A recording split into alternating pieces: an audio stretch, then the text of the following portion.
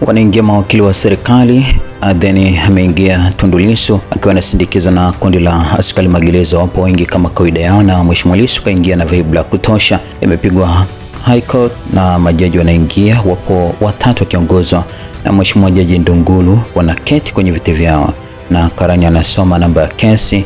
Anasema wakili wa serikali anatambulisha jopo la mawakili wa serikali na mtuhumiwa Mheshimiwa Lissu. Wakili wa serikali anasema wana maombi mawili ambayo wanaomba kuyawasilisha.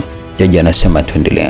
Wakili wa serikali anasema maombi hayo atawasilisha wakili Katuga. Wakili wa serikali Katuga anasema Mheshimiwa majaji, upande wa jamhuri tuna maombi mawili. Kwanza, baada ya kupitia ushahidi ambao umeshatolewa hapo mahakamani na mashahidi waliobaki, baada ya kuangalia agreed facts, upande wa jamhuri unaona ni ushahidi toshelezi, hivyo tunaitaarifu mahakama kwa upande wa jamhuri unafunga ushahidi wake, na kwamba tunaomba imaki kwa upande wa jamhuri unafunga kesi yake.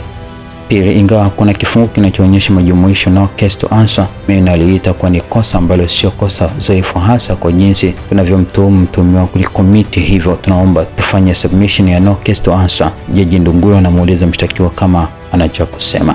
Mheshimiwa Lissu anasema kwanza, kuhusiana na kufunga kesi kwa upande wa mashtaka, hilo sina shida nalo, nilisema toka wiki iliyopita tayari wameshakata pumzi, watu wanacheka mahakamani.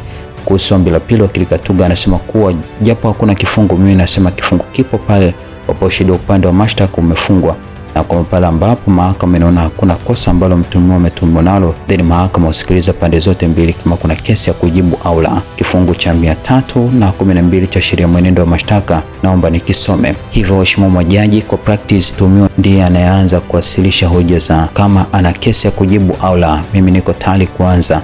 Mheshimiwa, asante. Ni hivyo tu. Ukiachilia mbali kile ambacho kinaendelea mahakamani, nataka nikujuze kwamba upande wa jamhuri umefunga rasmi ushahidi katika kesi ya uhaini mkabili mwenyekiti wa Chadema Tundu Lissu baada ya mashahidi 17 kutoa ushahidi mbele ya mahakama kuu ya Tanzania masjala ndogo jijini Dar es Salaam. Hatua hiyo imefikiwa leo Jumatatu Agosti 17, 2026 licha ya awali upande wa mashtaka kueleza kuwa ulikuwa unatarajia kuwa na jumla mashahidi 30 katika kesi hiyo. Akiwasilisha hoja mahakamani, wakili wa serikali mkuu Nasrin Katuga amesema jamhuri imefikia uamuzi huo baada ya kufanya tathmini ya ushahidi uliowasilishwa na mashahidi hao 17, na inaamini kuwa ushahidi huo unatosha kuishawishi mahakama kuona kuwa Lissu ana kesi ya kujibu. Hata hivyo, Katuga ameiomba mahakama kuiruhusu jamhuri kuwasilisha hoja za ziada kueleza kwa nini inaona mshtakiwa ana kesi ya kujibu. Amesema ingawa kuna kifungu maalum kinachoeleza utaratibu huo, ombi hilo linapaswa kuzingatiwa kutokana na uzito wa kesi ya uhaini. Kwa upande wake, Tundu Lissu ambaye anajitetea mwenyewe katika kesi hiyo amekubaliana na hatua ya jamhuri ya kufunga ushahidi,